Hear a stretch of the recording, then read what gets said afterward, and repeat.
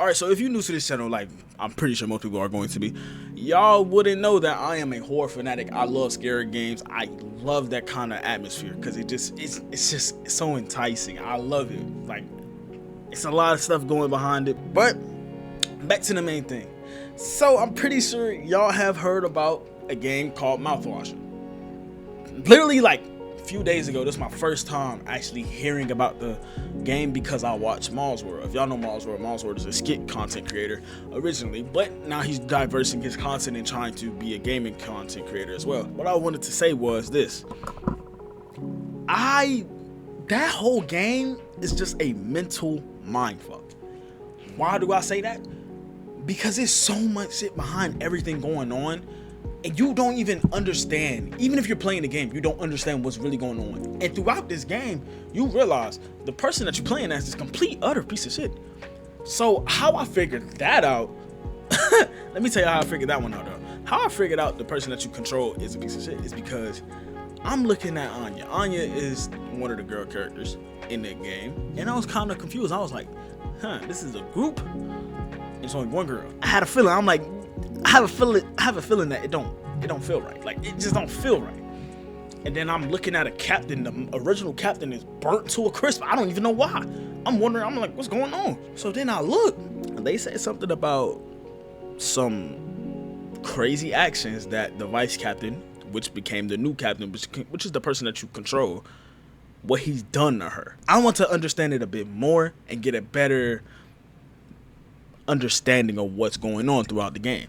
So what we gonna do together, we gonna watch videos of it. I might turn on my face cam so it don't seem as lonely, but that's the first thing I just wanted to say.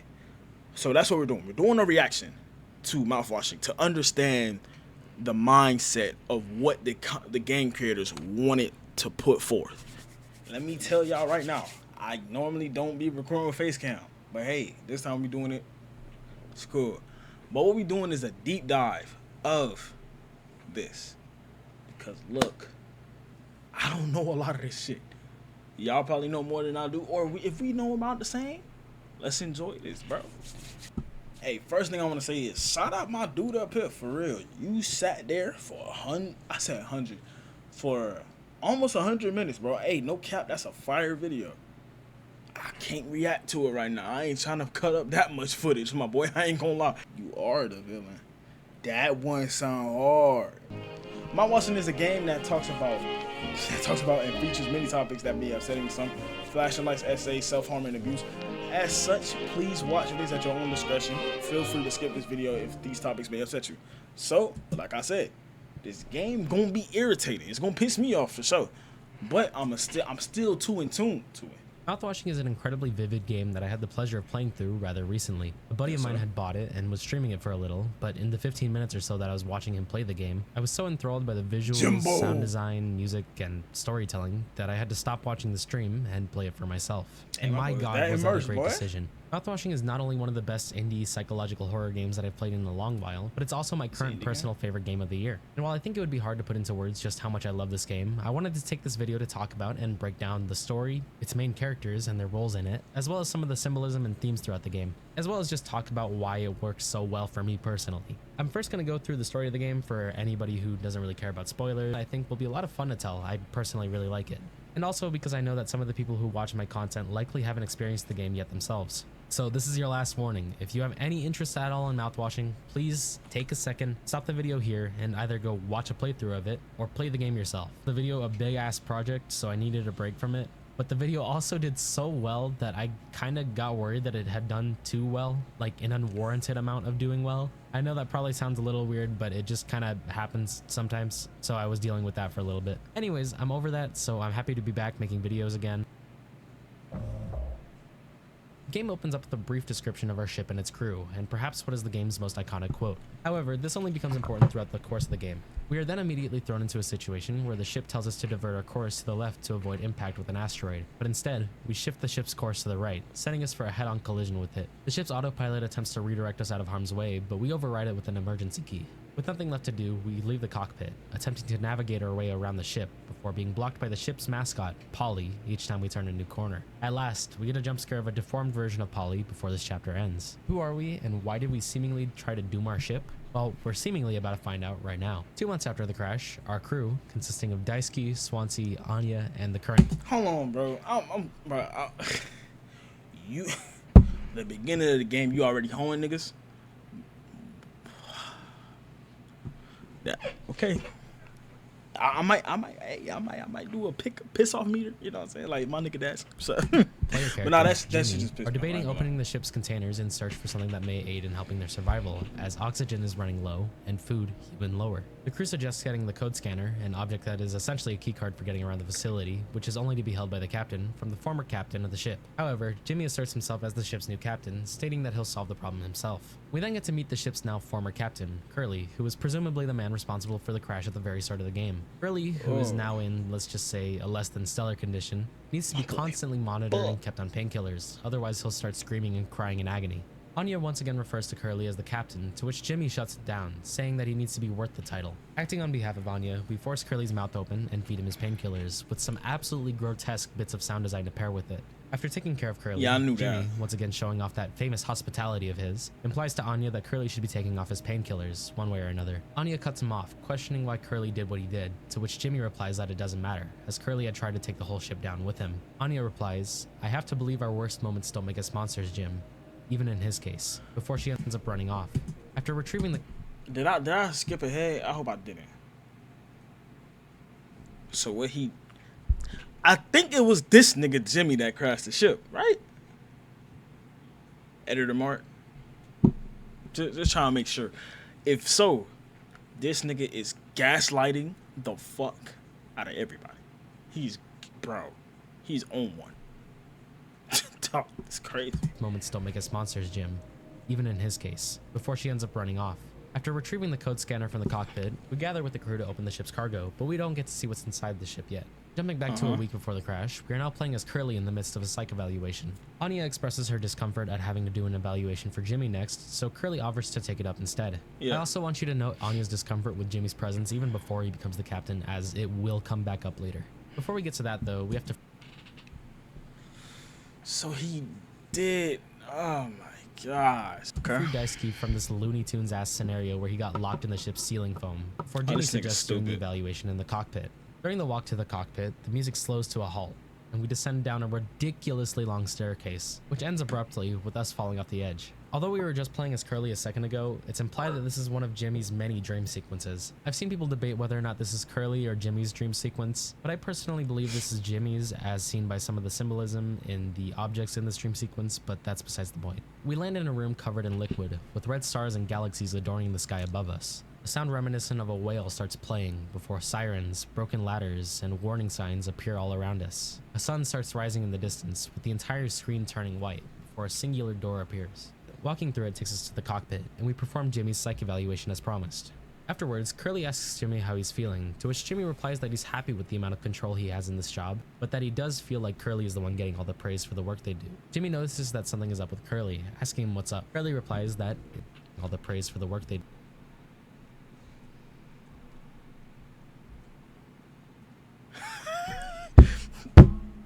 So that's the kind of nigga he is, bro.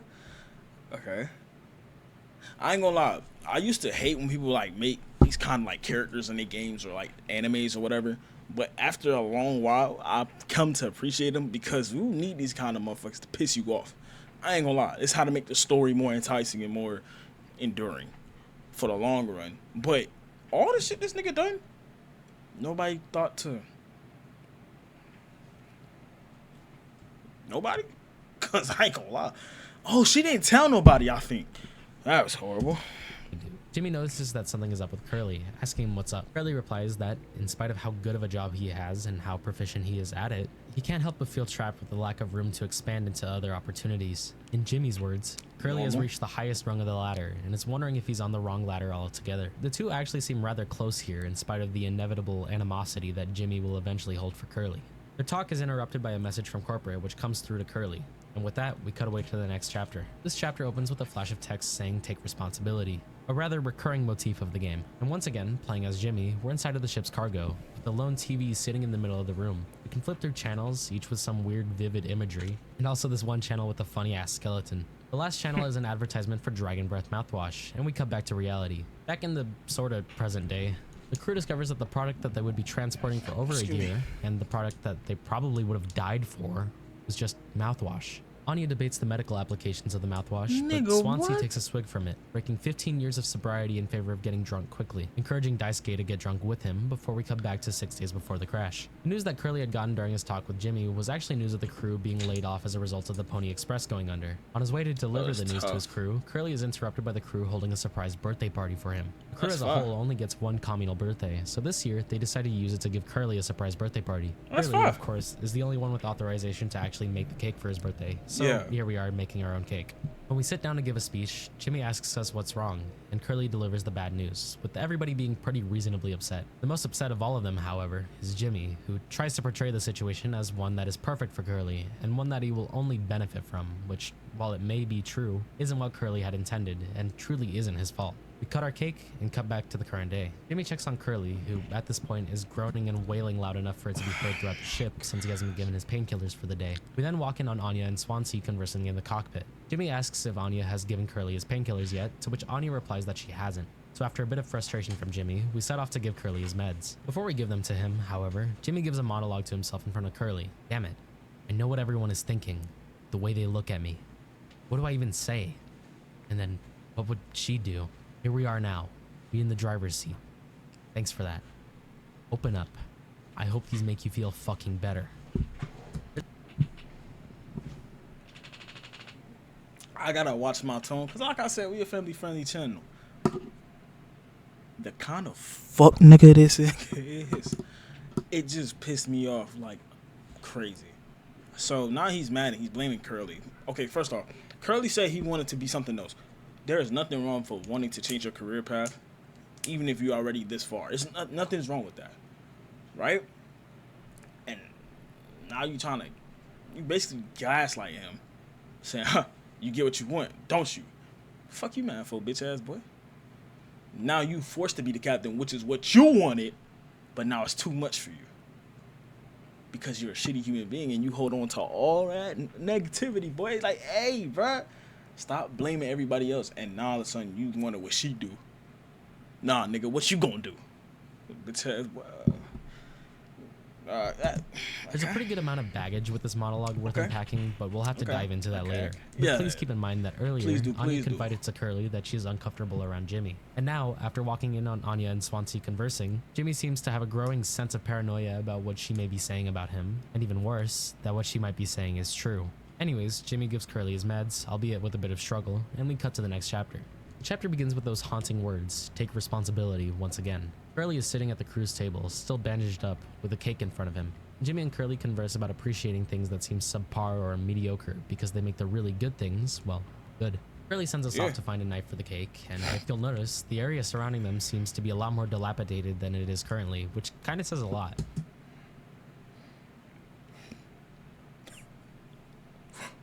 The fuck? I go count his word choice, his word play. That's it. In case you haven't already noticed, the primary narrative of this game is conveyed through non-linear storytelling. Yeah. And even though this does largely seem to be a dream sequence of sorts, it's worth keeping in mind that a lot of the things in the environment are accurate to portraying a state of the ship and crew that we will later see, whether it be in a more literal or metaphorical sense, just depends on the situation. We grab an axe from the cockpit, and upon re-entering the lounge, Curly is laying on the table. We go to use the axe on him, and jump back to the present day. Daisuke is drunk off his ass from the mouthwash, so he tells us to take it away from him after lamenting his regrets in life. Meanwhile, Anya is also debating having some herself, but ends up suggesting to Jimmy that we can still salvage some of the medicine that had previously been blocked up by the ship's sealing foam, determining that it's worth the risk of being sucked into space. We go to retrieve the fire axe from Swansea, who was absolutely hating that shit, by the way, but in the process of handing it over, he breaks the screen in the ship, as we had seen in the previous dream sequence. After clearing the foam, we retrieve some isopropyl alcohol and painkillers, and upon presenting this news to Anya, she once again asks us to give Curly his meds. Okay, hold on. What I wanted to say real quick is, when I seen him originally do that, like he put the axe into the TV, that pissed me off. By the way, I was like skipping through the game at this point in time, so I was just like, "That's a $25,000 TV, fuck boy. What you on?" That's how I took it. You feel me?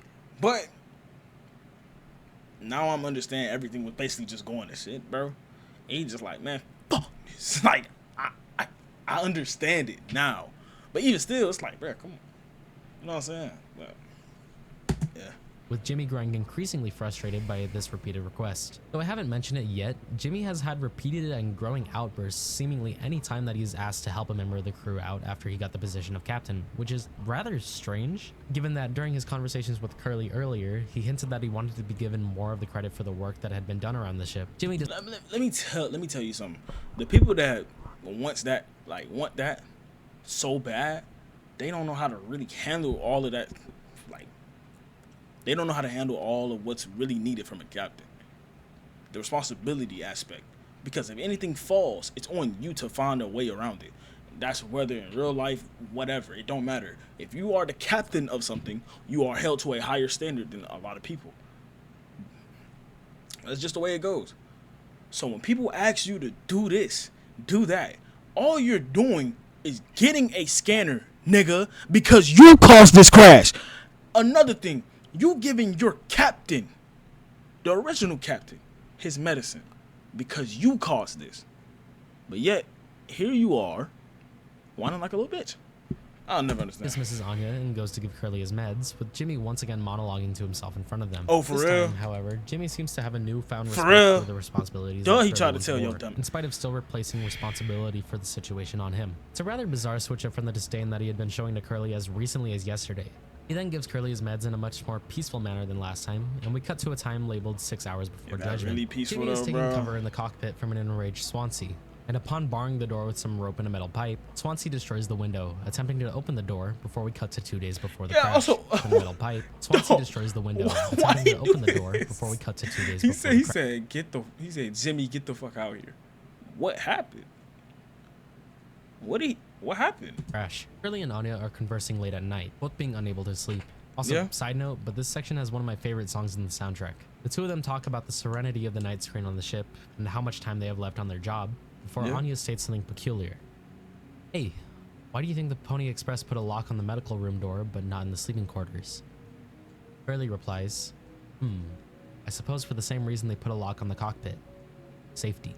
We then cut to 4 months after the crash, which, if you'll recall from the beginning, Jimmy stated that the crew only had enough food left for 4 months, maybe less. Daisuke runs into the room in a panic, proclaiming that Anya is locked in the medical room. However, after trying to talk with her, she states that she isn't stuck in the medical room. Rather, she locked it of her own volition, stating that, quote, I should have done this from the beginning. Which, for now at least, makes it seem like she's referring to our talk with her about Curly earlier. Daisuke and Jimmy set out to use a vent and utility to get into the medical room. However, there's one small problem, being that he hold the fuck out this nigga. Bro, he hold this nigga, bro. Bro, I need to stop cursing, and I'm sorry. My apologies. But he hold Daisuke so bad.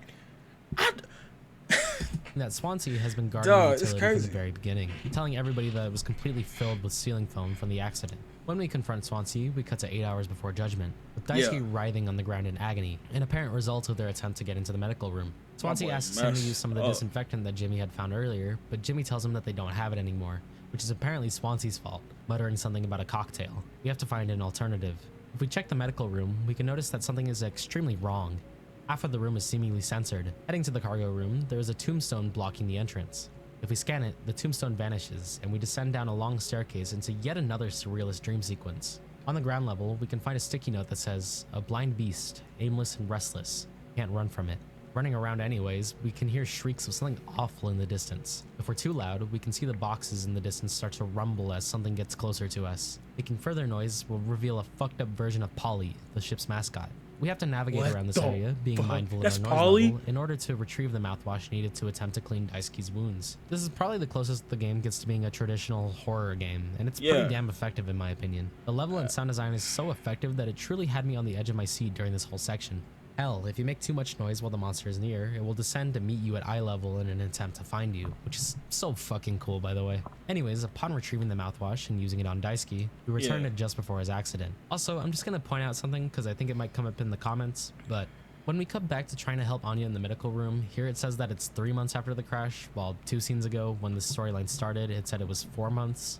I guess if you really want to argue that these are 2 separate streams of events, then you can. It's a free country. But these 2 are almost definitely meant to be one and the same in my opinion, which means that this can pretty much just be chalked up to an error. After a bit of yapping from Swansea, they knock him out with the spiked cocktail, using some of the isopropyl alcohol they found earlier in order to make it more potent. Upon entering the utility room, however, we discover that it is almost completely fine, not being completely foamed up like Swansea had previously stated. Most of the ship's cryopods seem unusable now, but one of them is completely intact. And it's through this that Jimmy deduces that Swansea had been lying to everybody, waiting for resources to run out and for everybody to die so that he could escape safely in the last cryopod himself.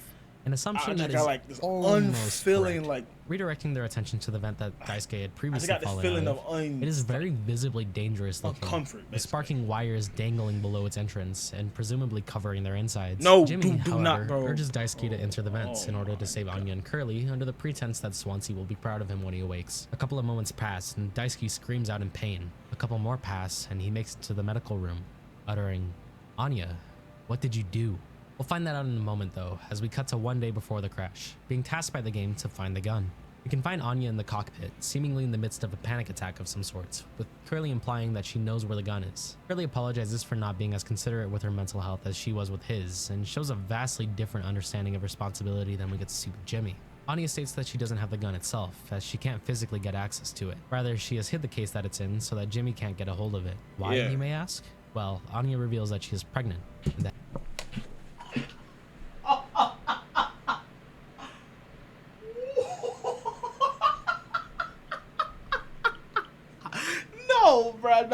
nah.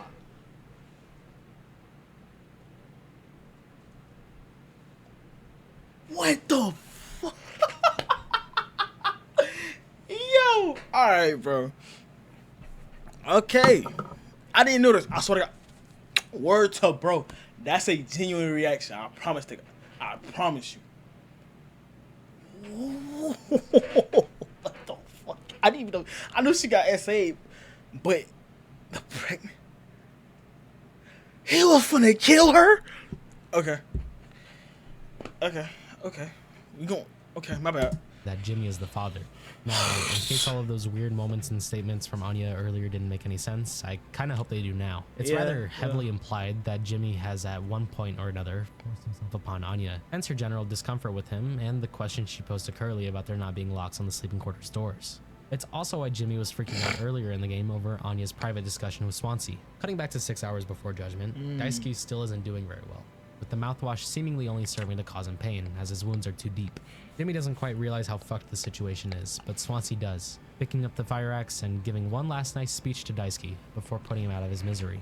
Jimmy naively calls out Swansea for not giving him time to think, having deluded himself into believing that he could have saved Daisuke, but Swansea is having none of it. Jimmy calls him out on his plan to wait for everybody to die and use the cryopod for himself. Bro, my thing is this. Jimmy, you literally told him to go up there. You are the reason why she hit herself.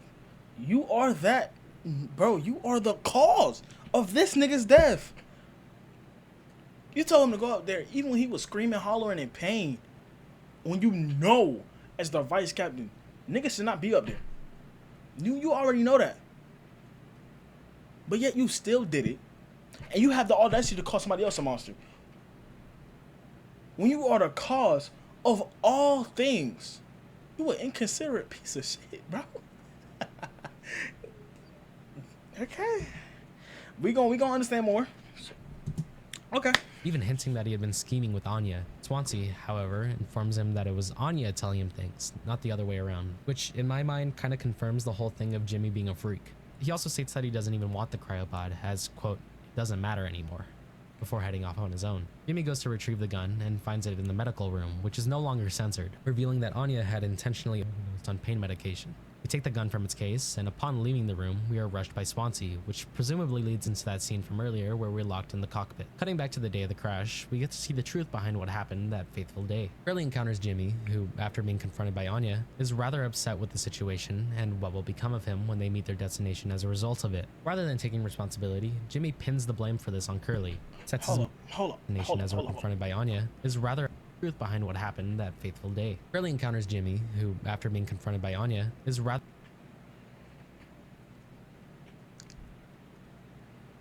he told her she was pregnant? She told him she was pregnant? Is that what he's saying? Or something else? Okay. They're upset with the situation and what will become of him when they meet their destination as a result of it. Rather than taking responsibility, Jimmy... Nigga said you were supposed to be the one who had everything under control. You said so yourself. This nigga is like, no, bro. You one of those type of people that just literally blame everybody else for your faults and your mistakes and your mishaps, and you don't ever take responsibility and try to grow as a person. Instead, you crash the ship, you SA'd somebody, you get your niggas killed, and you were supposed to be captain at that time. Peep how when Curly was captain, none of this fuck shit was going on for real, OD. None of it was going too crazy. But Jimmy was still doing that little weird shit that he was doing. Hey, bro, all right. Jimmy pins the blame for this on Curly, sets his mind on making sure the Tulpar never reaches its destination. Presumably only a little while later, the ship's sirens are blaring as we're headed for direct impact with an asteroid. Outside of the cockpit is Jimmy, who remains silent with his head in his hands, already having doomed the fate of the crew. Curly heads in as a last-ditch attempt to redirect the ship, only to be at the forefront of the asteroid's impact, thus resulting in his subsequent disfiguring. All along, Curly was innocent, with the plot of the game being set in motion by Jimmy, out of a mix of jealousy that Curly got more praise than him and wanted better things for himself, and fear. Fear of what would happen to him if word had got out of what he had done to Anya. It seems he had initially intended on taking the whole ship out with him right there. So what? I knew it. I had a feeling, bro. I knew it. So he did all of this because he was such a shitty person. He's blaming his captain because and she's pregnant with your child. And I'm pretty sure she lost it. She been lost a child. And this only 15 damn near minutes. God damn, we only have half of it. Everybody's surviving the crash, and with Curly no longer being able to talk, Jimmy seizes the opportunity to become the captain without having to worry about the truth coming out, portraying the crash as an attempt by Curly to take out the whole ship as a response to the crew being laid off. Cutting back to 1 hour before judgment, Jimmy takes Curly out of his bed and walks him into the lounge, with the bodies of all the crewmates being arranged at the table for one last dinner. Jimmy is completely losing it at this point, imagining his dead comrades celebrating as if this were no big deal. Jimmy then cuts off Curly's leg and gives a speech to him, one filled with jealousy, but still attempting to portray things like they're Curly's fault, even if nobody else is around to hear it. Jimmy... Alright. Okay. I started tearing up a little bit because I wasn't expecting this. I knew this game was a mindfuck, but I didn't know it was like this. This is just... Dog. Jimmy, quote, forgives Curly and states his intent to keep Curly alive, starting another dream sequence. The words "take responsibility" flash on the screen for what seems like the 1000th time at this point. Jimmy walks into the medical room and jumps down a pipe, same one that sealed Daisuke's fate. Traveling further into the vent, we see Daisuke, who vanishes before our eyes, leaving the vent in an ominous red hue. Heading even further into the vent reveals a sticky note with the phrase "no turning back now" on it. Navigating our way backwards through the vent, we can find some of Daisuke's belongings and a poster with the word responsibility inscribed on it. Despite the whole take responsibility thing, we once again walk away from it. Descending further into the ship, we can find Swansea, tied up with a gun being laid in front of him. Pulling the trigger takes us to this sort of weird mind battle between us and Swansea in a maze, where we must ward him off in order to avoid being chopped up. Shooting him 3 times takes us to presumably what were Swansea's actual last moments. Swansea gives what is genuinely a fucking beautiful monologue, one essentially summarizing his entire life. From being a drunkard, to realizing that things needed to change, to improving his life and becoming an honest man, with it all being undone by one setback, one bottle of mouthwash. It's only in retrospect that Swansea is able to come to terms with the fact that, in spite of all of these improvements and things that he had been working towards, he was truly at his happiest when the only thing he had to worry about was the bottle in his hand. He also reveals here that the cryopod he had been hiding wasn't intended for himself, but rather for Daisuke, who Swansea had previously had a father-son type of affection for. Swansea calls out Jimmy on his selfishness, as if he hadn't projected his own selfish desires onto Swansea, he might have been able to see that he had been trying to save the kid. Jimmy ignores us though, proclaiming that he'll fix things, ending Swansea's life, with those famous words, "take responsibility," flashing on the screen once again. Traversing further through the ship, we end up making it to Curly. Okay, so where we at in the story right now?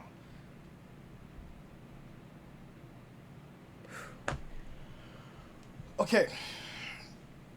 Okay, let's map things out where it's at right now. Okay. This all started because he did something that he was never supposed to do to Anya. Anya ended up getting pregnant. He was worried about everything going on and everything being blabbered about and what might be done to him. And he knew she was talking to Curly a lot, which is why anytime he see her talking to Swansea and Curly or even Daisuke, he got nervous or scared and he jumped. So once he realized he had an opportunity to kill everybody on the ship, including himself, he went for it immediately. It didn't work out as he planned, so Curly was fucked up. He seen that he had an opportunity, and him being VC, it was like, oh, I'll take it. Immediately, he just said, I'll take it. I'll be captain. Daisuke had a father-son type of relationship with Swansea. Swansea really cared for him, and the only person that he really wanted to get away was Daisuke. Okay. Anya was going through a bunch of mental shit, and the only person she had to talk to was Curly. Curly ended up getting injured and not even be able to speak anymore, which is why when she took her life right next to him. Let's get back to Jimmy. He saw opportunity. That opportunity ceased, but at the same time, it helped him. So what he got to do was lead, which is what he always wanted to do. Even though it's all his fault, every blame rightfully goes to him. All of this happened all because of him being a selfish prick. Wow. I want y'all, I know y'all listening to this with me, right? I know I'm not tripping. All this started because you sexually assaulted somebody. Okay, you a bitch. No cap. Watching a short cartoon in front of him, we end up feeding him his leg in an attempt to prolong his life enough to get him off the ship, which we had actually previously seen earlier in that dream sequence. Jimmy thinks to himself, someday he'll thank me. Turning around to the TV once again, we see the text, help me. Interacting with the screen shows us Jimmy walking through the endless bounds of space, eventually coming across Curly, lit ablaze and sitting in a chair. Talking with him shows a conversation that obviously can't have happened, as Curly isn't able to speak. Rather, what I think is going on here is Jimmy is trying to reason to himself that he can still be one of the heroes in this situation, believing that saving Curly would exonerate him of all of his crimes, despite being responsible for nearly everything that has transpired since the crash. In his mind, he's still assuming what Curly wants and only really apologizes to him here, not in the real world, and thus not taking true responsibility. Speaking of, we are transported into another room with take responsibility flashing on screen once more. Walking further, we pick up an ultrasound machine and begin scanning through this rather, interesting looking thing. Scanning around a couple times, we see a horse-like fetus. After a couple of scans, crying can be heard from inside of the flesh mass, with a baby emerging from it soon after. A brief monologue appears as follows. All clean. Really gets rid of that bad taste in your mouth, huh? Through wreckage, through silence, wash it away. All day, fire fresh. The text is seemingly an excerpt from a Dragon Breath mouthwash ad, but in the broader context of the story, as well as the fact that the phrase, I hope it hurts, gets regularly interjected in it, it also seems to be referring to Jimmy's grand plan to take down the ship in the beginning of the game, as well as the subsequent role he played in everybody's deaths during the ship's true last day. Heading further into the vents, we must navigate our way through them, all while avoiding the wrath of the baby, which appears as a centipede sort of thing made up of polys, which is really weird, but I'll talk about that in a second. We end up in a hallway filled with the IDs of our fallen friends. Making our way further across a pile of mouthwash, we can find Polly atop a mountain of the stuff. Polly seemingly chastises us for having self-pity after all we've done, and tells Jimmy to try saying sorry for once. But Jimmy, who at this point is fully committed to his delusions, tells him to shut up, stating that he can still make things right, and once again, only truly apologizing in his mind is essentially just reassuring himself instead of taking actual responsibility. Back in the present, with Curly on the table, we pick him up. Like this nigga, bro. Bro.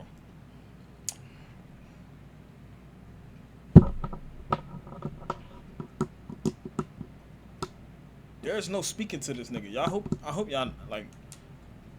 These are the, I'm gonna say something real quick. These the type of niggas Batman be trying to save. Bro, Batman, kill these niggas, bro. For real. This nigga throwing a birthday party with 3 of his dead friends. And he just chopped off his friend's leg. This nigga. and take him to the utility room, sealing him inside a cryopod. Now, from the perspective of Curly, we watch as Jimmy attempts to, quote, take responsibility, but ultimately takes the route that would hurt his own feelings the least, stating that he was trying to save Curly, and even if it was at the cost of hurting him, quote, we fixed it, he says. I fixed it. Jimmy walks off screen. Shit, bro. This nigga literally went to go. But you getting your money, you feel me, my boy? Shout out to you, my black brother. I said my brother. Keep calling this nigga black. He's not black. But look at what he look. He's such a bitch. He's like, dog, what? I knew that I knew some sorts of the story. I already said that. But literally watching and seeing everything this nigga's done, how can you not get pissed off? Like, for real. Says, I fixed it.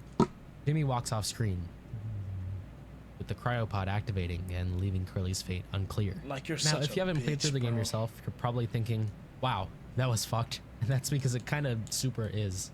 Mouthwashing is not a feel-good game at all. In fact, I think the game goes quite out of its way to make you uncomfortable, which actually works in its favor in my opinion. But before we get into any of that, I want to dive a little bit into the morality behind some of the game's characters, mainly Jimmy and Curly, but we can talk a little bit about the others along the way too. But in case you haven't already noticed, Jimmy is kind of an inherently awful person. I've heard the word narcissist used to describe him before, but I think that's a bit of a stretch. Though that's not to say he isn't incredibly selfish. As I stated before, almost every event that occurs in the game is directly Jimmy's fault one way or the other. From the Tulpar's first collision to Anya's pregnancy to basically everybody's death, Jimmy has played some hand in every single event in the plot. And even though at a surface level it may seem like he's attempting to atone, some hand in every single event in the plot.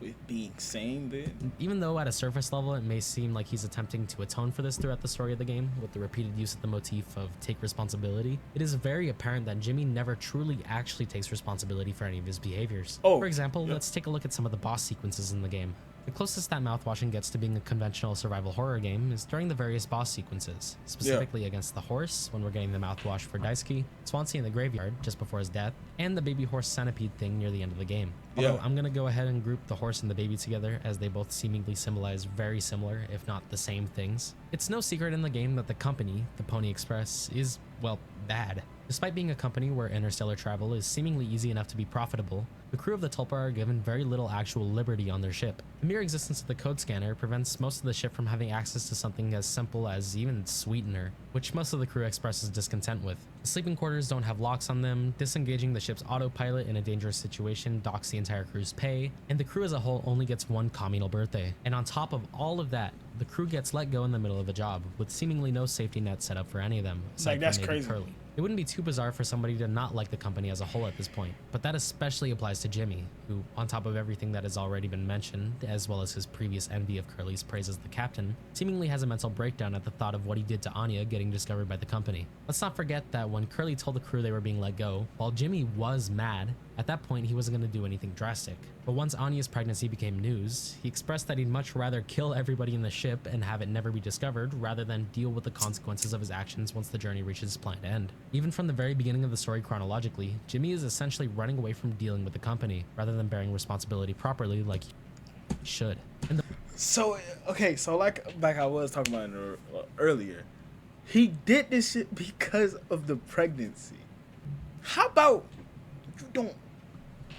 Okay. The boss battle with the horse while you're attempting to get mouthwash is essentially a representation of that, as the horse, despite being blind, is still able to catch wind of what you are doing, and as a result, still remains an imminent threat as a direct result of what you did as a bad captain. This is furthermore compounded by the later boss battle with the baby. The baby being an amalgamation of polys is no coincidence, as this is still Jimmy attempting to avoid the consequences that would be handed to him by the company for having potentially assaulted Anya. But there's never any point in either of these sequences where he actually confronts his pursuer. He only flees, which I think is a very intentional decision. Jimmy running away from responsibility is a very prevalent and recurring theme throughout the game. Nearly every time that the actual phrase "take responsibility" flashes on screen, Jimmy's actions during that section indicate a direct avoiding of said responsibility, or at the very least, he tries his best to shift the blame onto somebody else, like he does with Anya and Curly. Hell, the least subtle of these situations is when, during one of his dream sequences, there's literally text that says "no turning back now," which results in Jimmy literally walking backwards through the vents, still making, quote, progress. I think it's a representation of how, even when Jimmy sets his resolve towards making things right,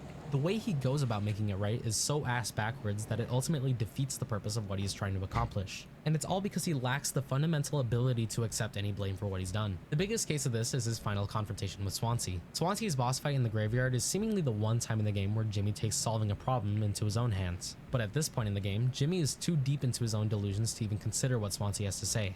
As I said earlier, Swansea's last monologue is a very beautiful one that actually shows a lot of introspection and insight into what is essentially the game's antagonist. And while it may not be Swansea's intentions to portray it as such, this is essentially one of the most blatant expressions of true responsibility that will happen in front of Jimmy's very eyes. Swansea even gets to call out Jimmy for being too selfish to even consider the thought of Swansea wanting to save Daisuke, as if Jimmy were put into his shoes, Jimmy would have likely enacted what he thought Swansea's plan was for himself. Yet, even when confronted with this directly, Jimmy still runs away from this, hiding behind the prospect of, quote, fixing things. Fun fact, by the way, but if you let Swansea kill you in the graveyard sequence a total of 10 times, you get an achievement called the good ending, which is pretty funny. You also get one for 360 no-scoping him, but that's besides the point. Now, I think part of what makes Jimmy such an interesting character is the juxtaposition between his ideas of taking responsibility versus Curly's more proper ideas of responsibility. Although Jimmy tries to portray the crew's firing as something that Curly may have wanted, there is an implied deep camaraderie between Curly and the ship's crew. He's the only one that Swansea doesn't badmouth, even after the accident, and everybody else has the decency to still refer to him as the captain, even in his Baki-esque state.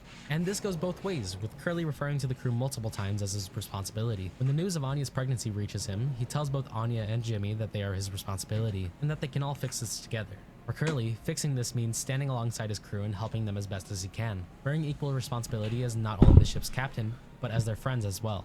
It's a responsibility that, no matter his unstress or worries, he will always bear up to. Not just because it's his job, but also because it's the right thing to do. On the complete opposite side of the spectrum, you have Jimmy, a man who, in spite of his previous yearning to be captain, groans his way through every request that his traumatized crew has for him. His outburst with Anya is very revealing, as despite the seeming meniality of the tasks bestowed upon him, he keeps track of them in his mind as these Herculean obstacles he begrudgingly conquered. And in the end, when he finally decides to, quote, set things right and take responsibility, not only has he already killed the rest of the crew in the act of trying to avoid said responsibility, but the man he saves is somebody who, in all honesty, may not even want to be saved at this point, though too long to upload as it is, so this is all you guys get for now. As always, thank you guys very much for watching. If you want to support me, make sure to leave a like.